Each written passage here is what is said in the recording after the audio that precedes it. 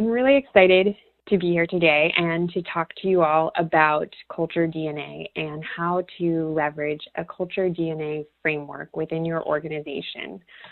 I think we've gotten a great kind of overview of my background, so I won't go too much into that. What I will do is just say that as a participant in today's webinar, you all will receive an email from my colleague Charles later this morning that contains a free copy of our white paper on measuring culture and engagement and the differences between the two, as well as an opportunity to tour our OutMatch platform. So with that in mind, let's dive right in.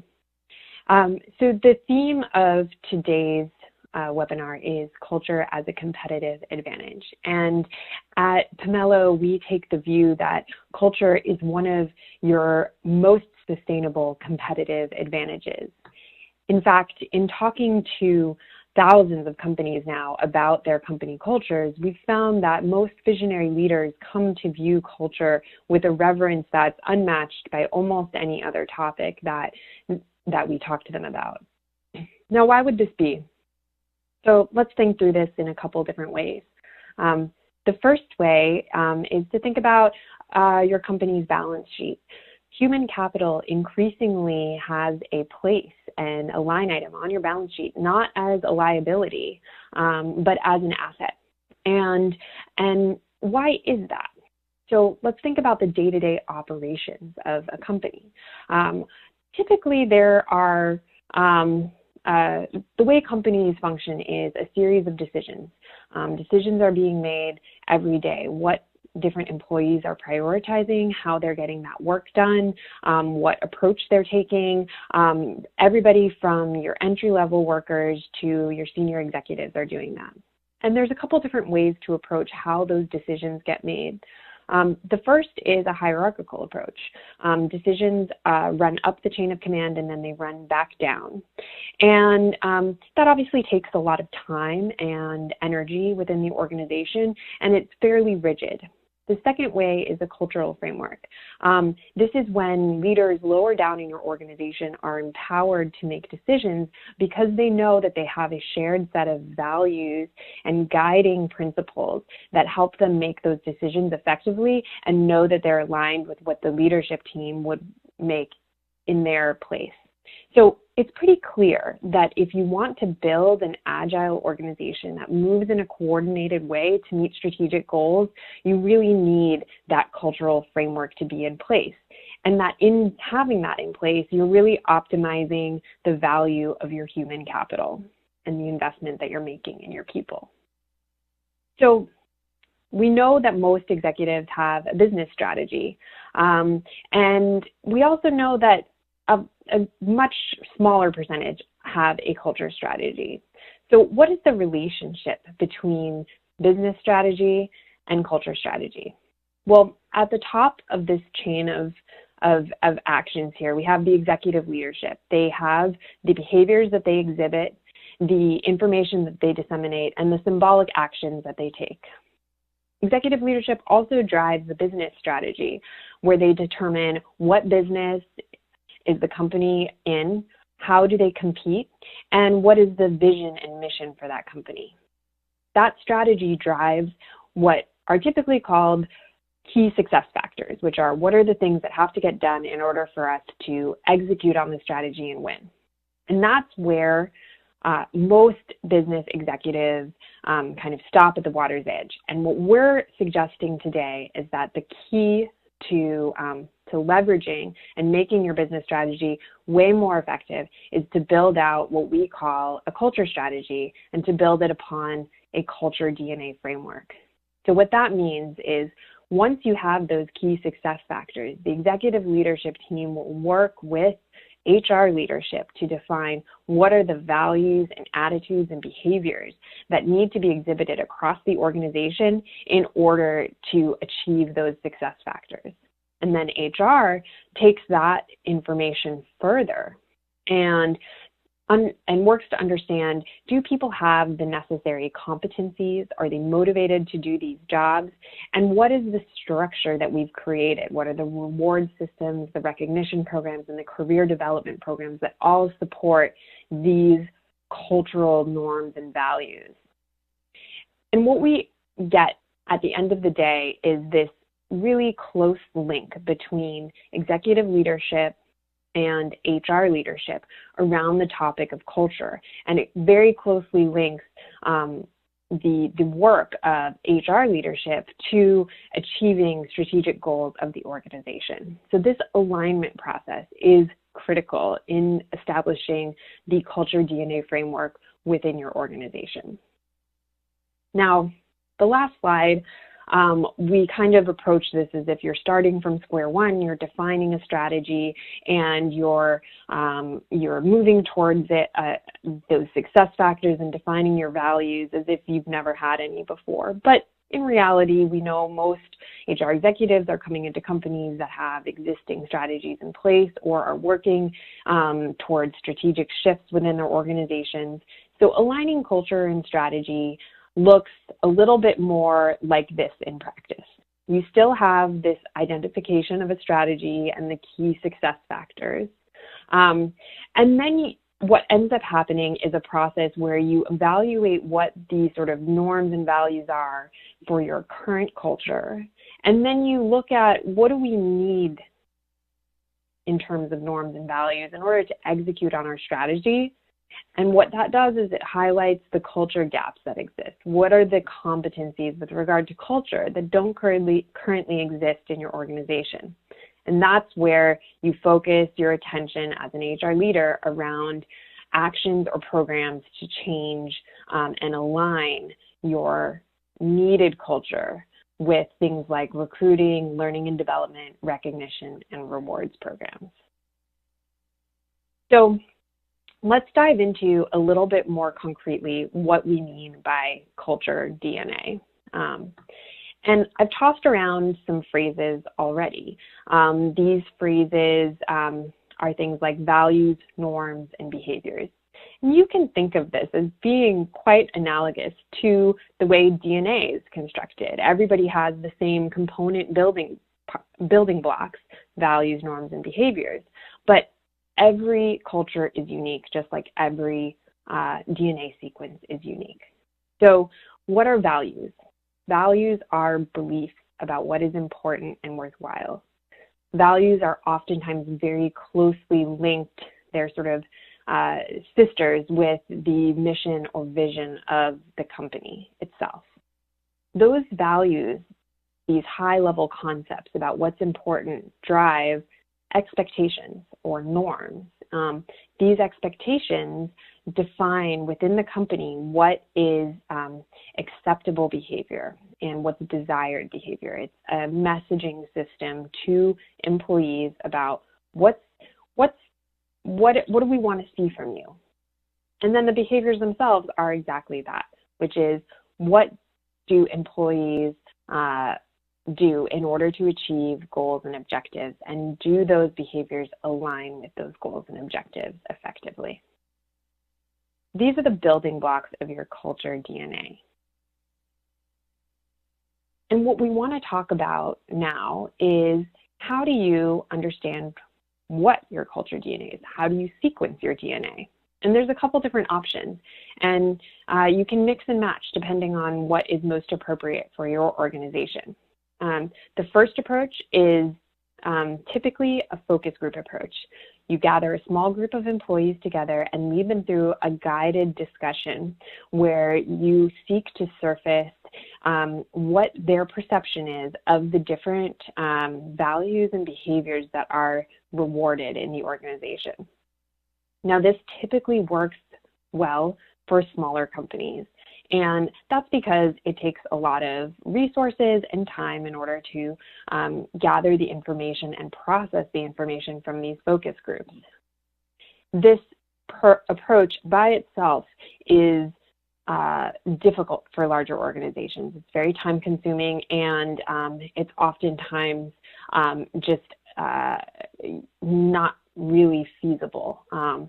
once you get up into companies that have, say, 5,000 plus employees, possibly much lower than that as well. So when you start getting into larger organizations, you typically see the involvement of a software or web-based tool for capturing culture DNA data. These tools are designed to gather data actively through surveys or passively by leveraging data that exists within an organization already, and producing analytics that guide leadership and HR leadership into understanding what are the characteristics of my culture DNA? How does that change and differ across a given department, say sales versus operations, and where do I need to spend my time and attention? So where are things going very well that I might want to dive into? What's the special sauce that's creating magic right now? Or where are things not going well? Where do I need to understand what needs to be done to rehabilitate a part of the organization that's struggling with culture? So again, typically this type of approach, this organizational culture profile approach, facilitated by software, is used by large organizations. The third approach is kind of a combination of the two of these, and it's usually run by a consulting firm.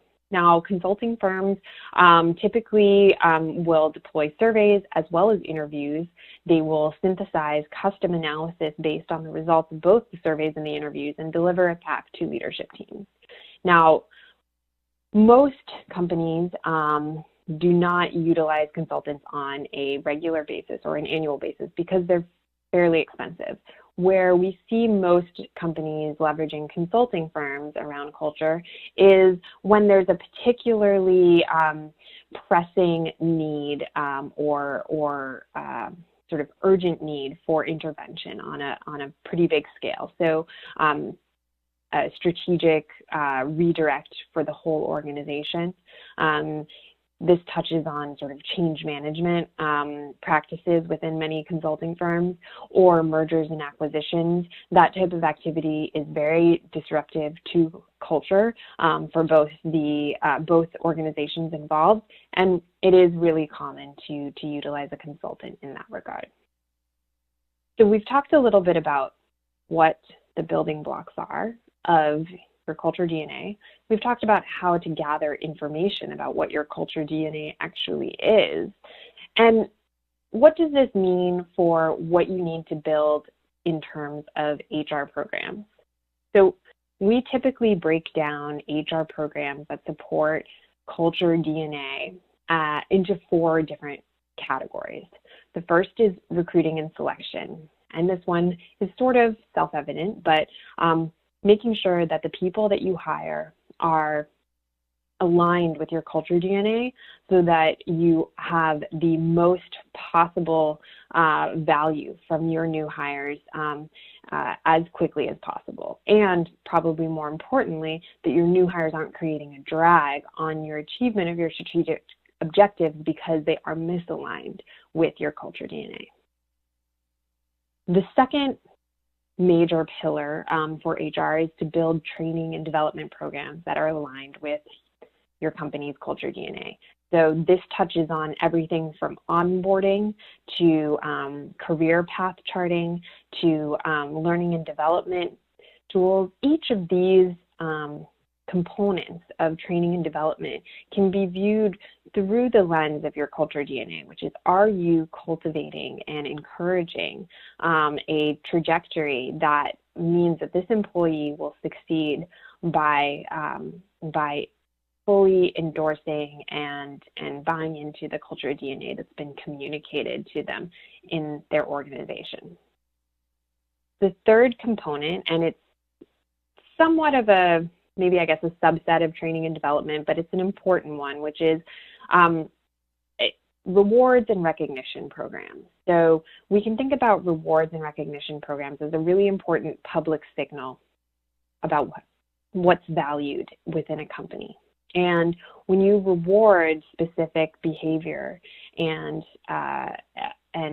recognize specific behavior, what you're doing is you're sending a really strong signal to everybody in the company that that is what you want to see more of. And those signals are immensely effective. So even things like informal recognition programs, you don't even have to dive into a full formal recognition program. Simply calling out employees who exhibit and excel at at living the values that you're trying to cultivate will create a return. And the fourth, and probably the hardest HR program, is leadership development within the context of your culture DNA. And what this means is that leaders play a really important symbolic role as well as a day-to-day role for modeling behavior.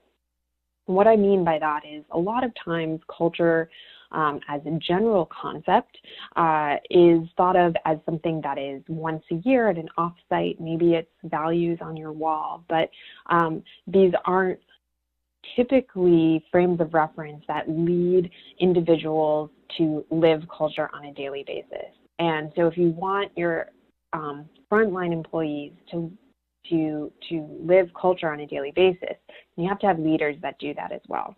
What that looks like is having a leader kind of talk through a decision that they're making or a decision that they've made in the context of culture.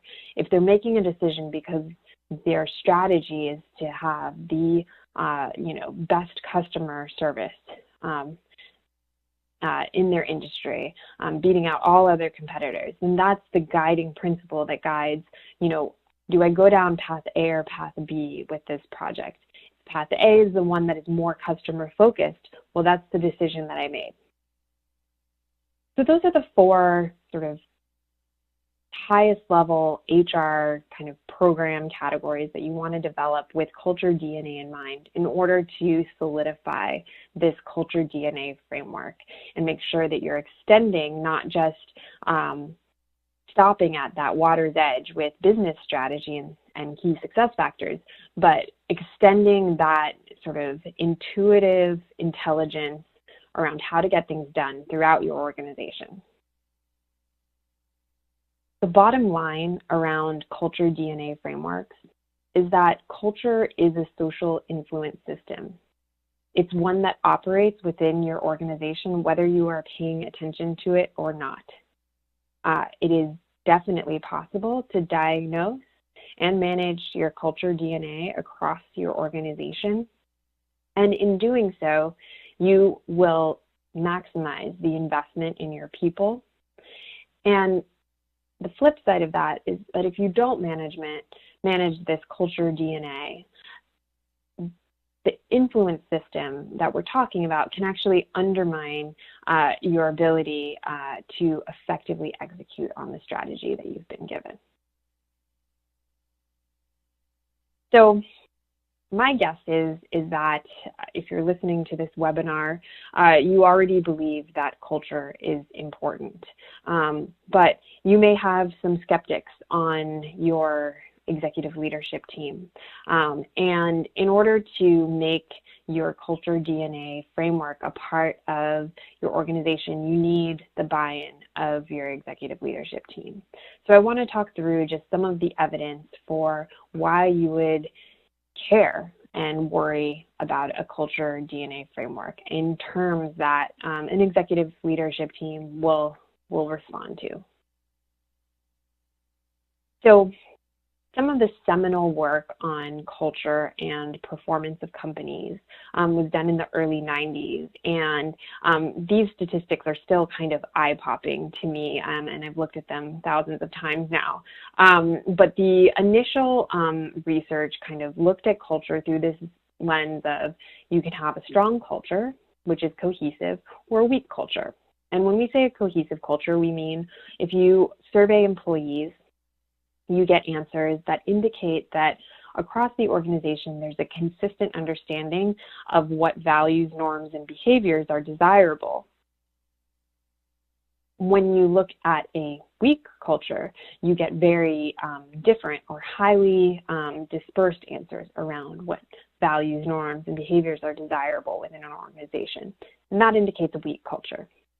So what we find in this seminal research is that revenue growth, workforce expansion, stock price increases, net income increases, all are dramatically impacted by having a strong culture. Now, you might say, well, number one, this research is very old, it's from the 90s, how about some more recent research? And, you know, this is highly generalized, it's across many industries. Let's see some industry-specific research. One of the questions we often are asked is, are there cultures, is there content, sort of what values you have, what your culture DNA looks like, that are more or less appropriate for different industries? And the answer at a high level is yes. A recent study of Silicon Valley companies, large publicly traded ones, that was done from 2009 ending in year 2012, looked at, this is just a sample of the companies, and looked at, again, what characteristics of the culture were associated, if any, with higher performance. And what the study found was that Silicon Valley companies, these large tech companies, there was a strong predictive relationship between companies with adaptive cultures and higher revenue growth, higher market-to-book ratios, more analyst buy ratings, and higher rankings as innovative companies by Fortune. Now, adaptive cultures, this means quicker to take advantage of opportunities, a willingness to experiment, more innovative, more risk-taking. And what we're seeing here is that, yes, it seems like there's some evidence that specific values are beneficial in some environments. So it might be very specific to the tech world that adaptive cultures are beneficial. Now, I got asked in a previous webinar, given that most companies aren't Fortune 500, very large publicly traded companies, if I could surface some data on smaller companies that showed some similar information. And so what I found was in a similar study looking at sort of the content of a culture as well as general efforts around culture, this study looked at 44 small privately held Irish tech companies, that the same relationship between adaptability and revenue growth was in place in this study. Interestingly, this study also showed, I think, another important relationship, which is that any efforts around culture change at all, even disregarding the content of that culture, were positively predictive of revenue growth. And that's what we see here. The companies that were making explicit efforts around culture change have over 2x the revenue growth of our average population, which was making maybe some attempts, and almost 3 times the revenue growth of companies that were making no explicit efforts around culture change. So this tells us something about the relationship between financial performance and managing your culture DNA. But it's not always all about financial performance. So I want to talk through one study around engagement, which is probably a topic that you are discussing very frequently in HR. And I want to talk about the link between culture as well as culture-oriented work practices and what this one study showed. So in this study, we're looking at companies, a variety of companies that are built around customer-centric cultures and customer-centric work practices, and this idea of customer centricity. So we have this baseline engagement.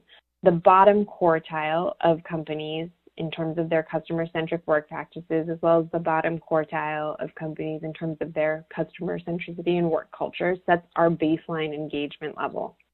Then we look at, well, what happens if we have companies that are highly customer-centric in their culture, so sort of what's communicated as their culture, but not very customer-centric in their work practices? Well, you get a small bump in engagement. If we flip that around and we look at, well, what about companies that have a very high level of customer-centric work practices, but not so high in terms of the communication of their customer-centric culture? You actually get a huge bump, 2x, in terms of your level of engagement.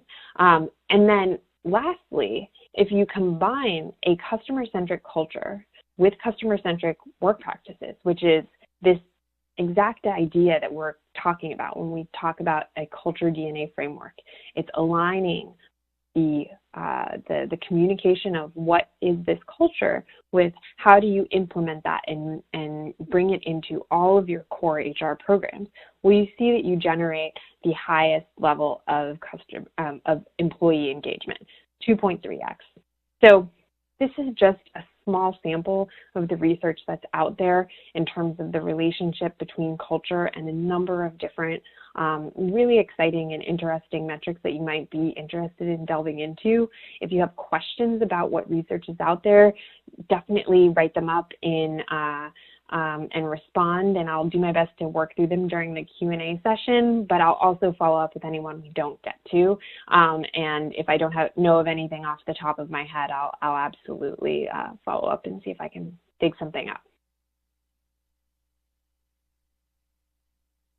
So the last part of this webinar, I've kind of talked us through now this idea of aligning culture and strategy, identifying your culture DNA, measuring it, and how to do that in different ways that might be appropriate depending on the stage of your company, leveraging validation and research data to make the case that you might need to make in order to build this initiative within your organization.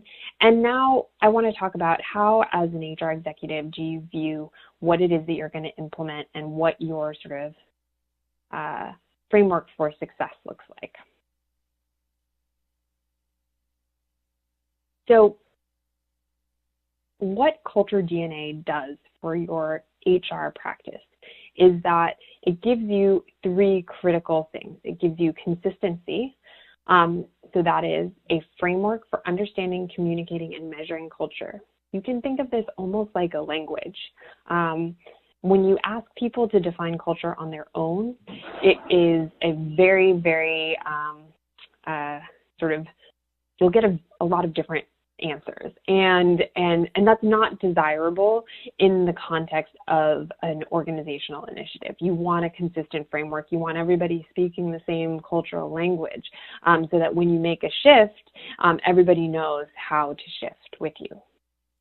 The second component of your Culture DNA kind of success model is thinking through how your Culture DNA is scalable. So do you have a mechanism that allows you to collect and distribute culture insights efficiently, especially during periods of rapid growth? Now, this leverages all of the work that you've done from developing a consistency framework, right? So you have this language for talking about it. Now, leveraging that and making it a part of your scaling activities, especially recruiting and hiring, is a critical part of ensuring that as your organization grows, your Culture DNA stays strong and consistent or grows with your organization appropriately. And lastly, your Culture DNA framework will help you to be adaptable, which is to say that nobody on this webinar is going to be lucky enough to stay at a company whose culture remains static over time. It will change, and it should change. And managing that change is a really exciting and challenging process for any HR leader. Technology, as well as simply having this culture DNA framework will allow you to see and identify where you are today, as well as identify where you need to be in the future, whether that's 1 year from now or 5 years from now. So I've talked a lot about technology, so I'm going to show you a few views of what this can look like and how you would interpret some of the data that you might gather in the process of leveraging a consistent, scalable, and adaptable framework for your culture DNA. So when we look at consistency, we can think about culture as not being monolithic across an organization. Different groups within an organization will have different levels of culture strength, for example. So you want to know what those groups' differences are. Here you can see a view where you see different departments with their individual culture strength kind of scores, if you will. And you can see that some are in the low risk category, some are in a moderate risk category, some are in a high risk category, indicating that there is a high level of cohesion or in some cases a low level of cohesion. This is where you want to dig into what's going right in the department that has a high level of cohesion. What are the things that are working well there? And then similarly, what's going wrong in a department that has a low level of culture strength? What are the ways that you can delve into, what might need to change on this team? Similarly, a consistent framework for communicating and talking about culture will also help you highlight differences in the content of your culture, not just the strength of your culture. Different teams within and departments within your organization will develop different subcultures. This is not a bad thing. Some companies choose to go with a universal across all teams sort of culture, but usually at a certain size, we see some differences developing. And the reason for that is that different teams are organized sometimes around slightly different principles depending on what they have to do. In this particular example, we see that there's two teams here, and we see that they're really highly aligned on most of these values that we're measuring here, but they have a really strong difference in view in terms of results. And I know from the sort of backstory of this data that there is a reason for this difference. The blue line, which is the team or department that's really focused on results, is a sales-oriented team. And the green line is an internal operations team. And so they had different organizing principles. And while they shared an overall high emphasis on adaptability and collaboration, the leadership team was comfortable with this difference existing because it made sense to have the sales team more oriented around a results-oriented culture in that regard. So let's move on to scalability and how you look at data and its impact when you're growing and how you know that things are going well.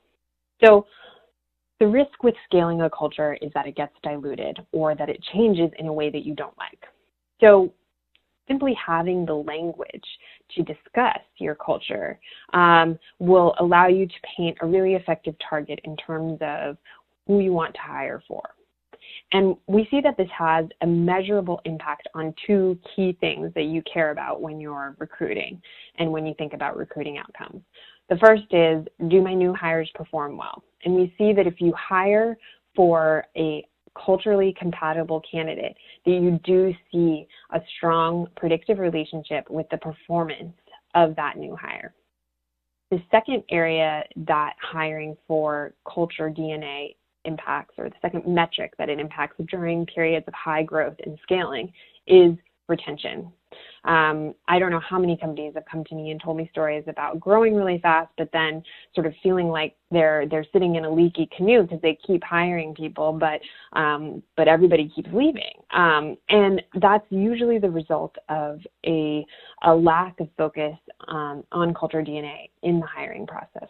When you do have a focus on culture DNA in the hiring process, you'll find that retention of the higher fit candidates will be much higher over time, than the lower fit candidates, which is this lower cohort here.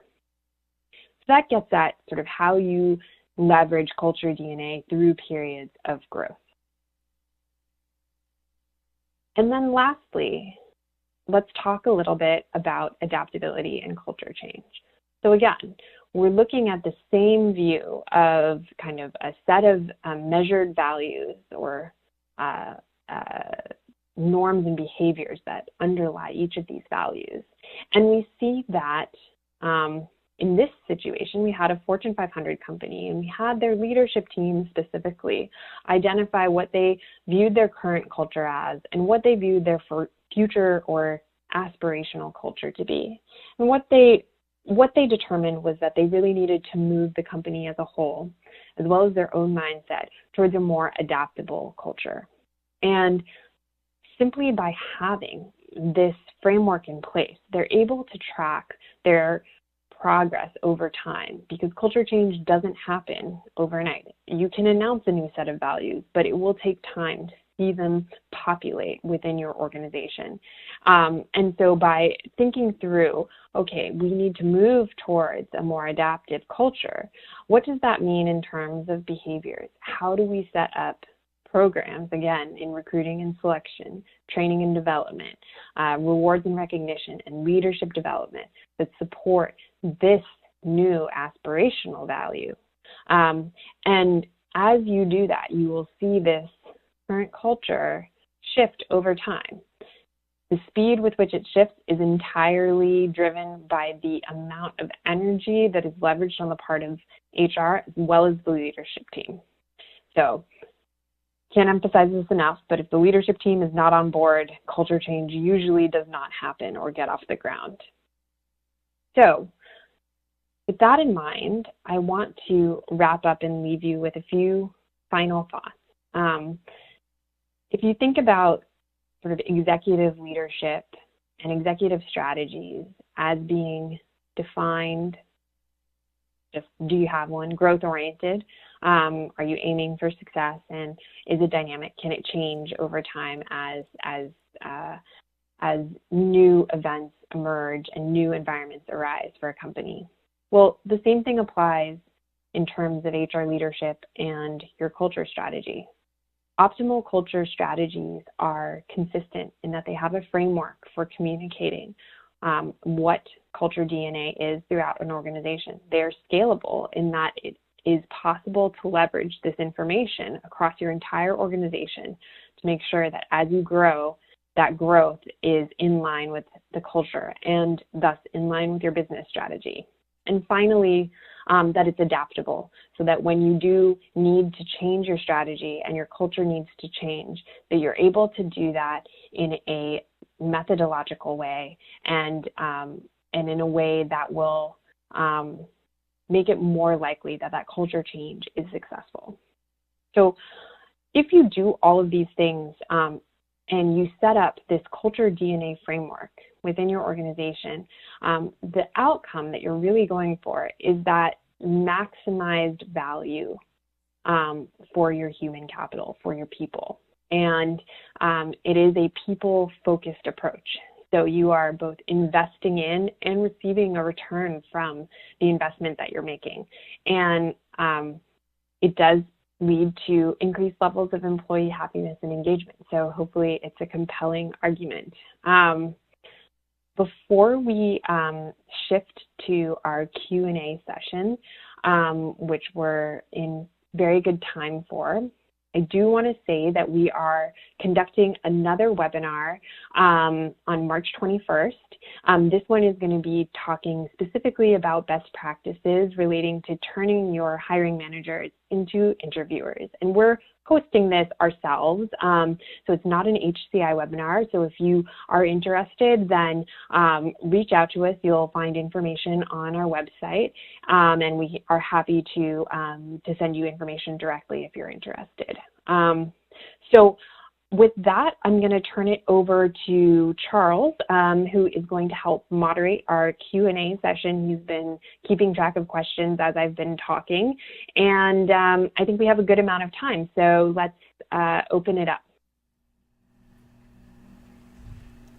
All right, Catherine, this is Holly. Thanks so much for that presentation. And so I'm not sure what questions Charles might have on his end, but we do have some from our audience members. So if it's okay, I'll go ahead and jump in with some of those.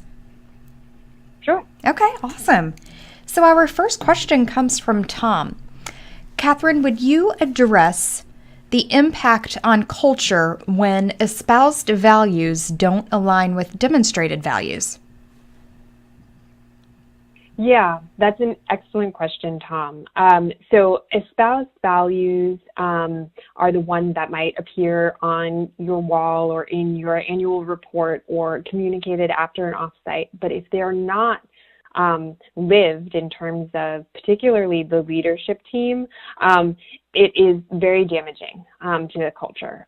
It lowers engagement overall. It creates confusion over what the culture is. And so what will happen, if you remember some of the visuals I showed you about culture strength, you'll see that score go down. So that's a lower level of cohesion. You'll also see, if you look at individual responses around how important different values are, you'll see a lot of dispersion around some of those values because employees are getting very mixed messages about what's important. So I think I mentioned this a couple times, but living your values is critical.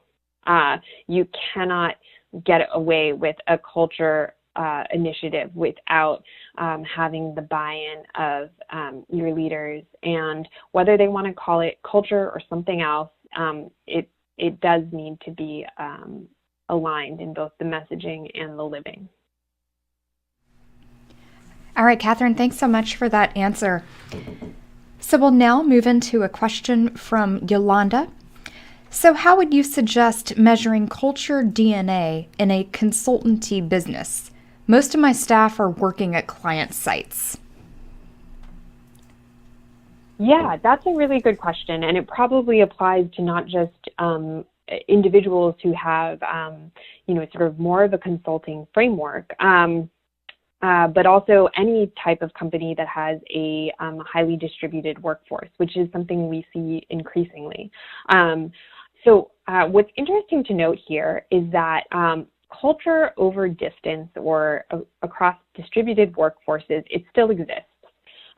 So the messages that the levers that you have are still there, Yolanda. They are, you still get to set up all of the recruiting and selection programs, the training and development, the reward and recognition programs. What you don't have as much of is some of the day-to-day interactions that involve leaders showing their teams how to live the culture. And so what's important there is, I think, being very thoughtful about communication and very proactive about communication. So as you're communicating wins for different consulting teams that are on site with a client, making sure that those wins are contextualized in the context of the values that you're cultivating, so that messaging is coming through even if people aren't right next to each other or in a meeting together. And the last thing I'll note is some companies that have been fully remote almost for their entire existence, have some of the strongest cultures because they pay so much attention to it. So it's definitely possible to build a really strong and cohesive culture in a consulting environment where you have a lot of teams working remotely on site with clients. Yeah, great answer there, Catherine. Thanks so much. Our third question comes from John. Is the data provided here pulled from exempt or non-exempt populations or both? Is there specific data for non-exempt employees? So the answer is it depends on the study. It does apply to, there is data referenced in this presentation that pulls from both exempt and non-exempt. I think the balance might tilt slightly towards exempt employees, average, but I do know that there are studies out there that look specifically at non-exempt employees, so hourly workers specifically. And there's actually a couple of companies that are worth looking at. I just know off the top of my head, not so much from an academic research study point of view, but from an employee practices point of view. I know Chipotle is well known for having a culture-oriented communication program with their employees, and they're very well known for hiring managers from within their hourly worker population. There's another one that I'm thinking of, but it's not coming to me. So I'll leave it at Chipotle, but but there are a couple other ones that are notable in the non-exempt world that are very focused on culture. All right, thanks, Catherine. And if that second company comes to mind, feel free and jump in at any time with that. I know sometimes things can get stuck on the tip of your tongue very easily. So yeah, then definitely. We'll go ahead and continue with a few more questions then. So our next question here is from Tyson. So what are some example questions you ask in interviews to learn about employees' current mindset? Sure. So if we're talking about a candidate applying for a job, and we're talking about what questions to ask, and how to kind of uncover those preferences. One of the things that we recommend as a rule is definitely asking open-ended behavioral interview questions. So not leading the candidate to the correct answer is important, particularly in the context of culture, because there's a lot of inadvertent gaming that can happen. So an example of that would be if you're really focused on, say, customer orientation as a value that you're cultivating within your organization. You could ask a candidate, give me an example of a time when you listened to a customer and it changed your behavior or your response. And what did that feel like? What was your reaction? You can kind of delve into their experience of that. And you can see, is this something that they are intuitively sort of geared to do? Or do they like this idea of listening to customers? Is it something that went well for them? Do you get the sense that they would do it again? And that's how I would approach the candidate interview question. All right, thank you so much, Catherine. Our next question comes from, I hope I'm pronouncing this right, Lahasia. So Lahasia asks, do you have a list of the research referenced in your presentation that you could provide? I do, yes, and I will send that to you as a follow-up. I believe I should have emails for folks who registered, and so if you ping me, alternatively at Catherine@Pomello.com, I'm happy to send a follow-up with the bibliography, if you will, of those research studies. Okay, great. Thanks so much for doing that. Yeah, I figured you probably had that handy. We actually have a follow-up question from Lahasia. So why did you exclude performance management from the 4 areas that reinforce culture? So I think that performance management is a really interesting area, and it does touch on culture because clearly how you evaluate somebody's performance can be very directly related to whether or not they're living the culture. But one of the things that I would highlight about performance management versus culture management is that culture management is really targeting an input to somebody's success or performance, if you will, which is what are the conditions under which an employee will excel within this organization. And consistent communication around values is one of those conditions. And being input driven, it doesn't have some of the same pitfalls as performance management. So I like to focus on input-oriented HR programs when talking about culture, because I think so things like recruiting and selection, training and development, as well as leadership development, and rewards and recognition programs kind of are the only part that really touch on that performance management thing, because some of performance management might be more based in competencies and learning skills. So I'm a little hesitant to bring it in super directly, but it is relevant, and I think that there are different approaches that can be taken on performance management and linking it to culture. Yeah, really good insight there. Thanks so much, Catherine. We'll go ahead and keep moving on. So we'll take a question from Toki. So what are the questions to ask that will uncover a company's unique culture? Well, that is an excellent question, and it is not an easy one to answer. I think that there's a couple different approaches. I think you need to pay attention to the context in which you are asking these questions. So whether it's focus group or facilitated by a survey.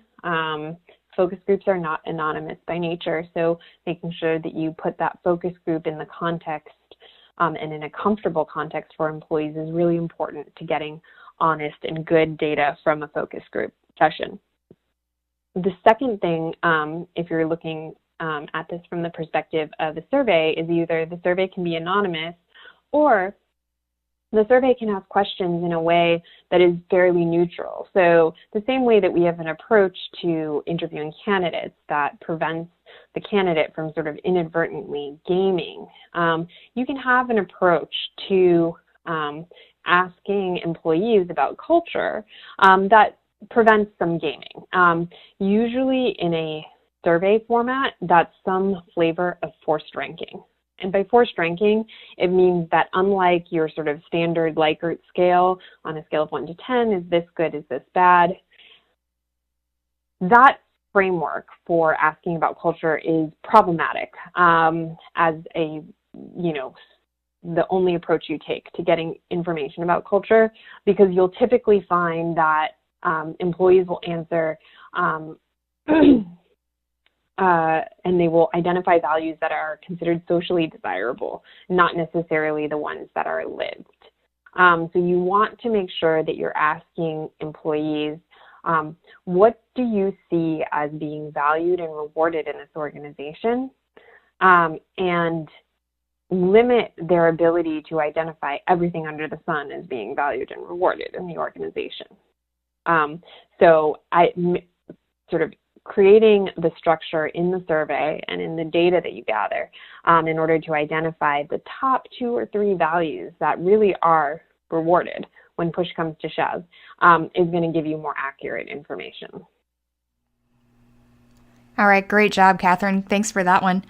So I think we have time for 1, maybe 2 more questions. So we'll go ahead and jump into one from Jenny. How quickly can culture change take place if you're in a large organization? Jenny, that is an excellent question, and it's a tough one. It really depends on a couple different things. When the organization is large, it typically does slow down culture change because you're just moving more people. You have to reorient more people. There's more of a risk of inconsistency, et cetera. That said, it happens, and it can happen very quickly. I would say on the shorter end of things in my experience, for a large organization, measurable culture change can happen in as short a period of time as 6 months, so within the space of half a year. And more often it's in the 12 to 18 month range that you start seeing really noticeable changes in culture.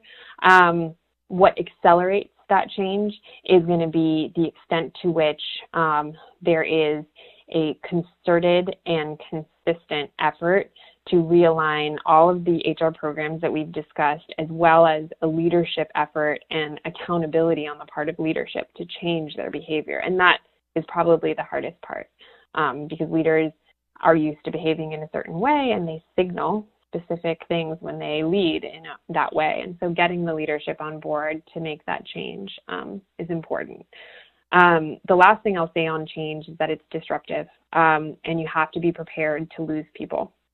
And so your appetite for losing people, if you want the change to happen quickly, your appetite for losing people by default is going to need to be a little bit higher, because you're telling everyone in the company, hey, this is how things have been in the past. This is how we've asked you to orient yourselves. Now we're asking you to do something different, and that isn't going to fly for some percentage of your population. And the faster you require it to happen, the more likely it is that people are going to opt out. That can be the right decision, but it's really up to you as the HR leader, as well as the executive leadership team, to understand how much turnover they're willing to accommodate in the process of changing culture. All right, great insight on that question, Catherine. So we'll go ahead and start to wrap up. We'll remind everyone that this webcast has been approved for HRCI and SHRM credit. You can check your credits out for attending this webcast by visiting your My HCI profile and then checking out that transcript tab. So thanks so much, Catherine, and everyone at OutMatch for help in producing this webcast, and for all of us here at HCI. Thanks for being here. We'll see you next time.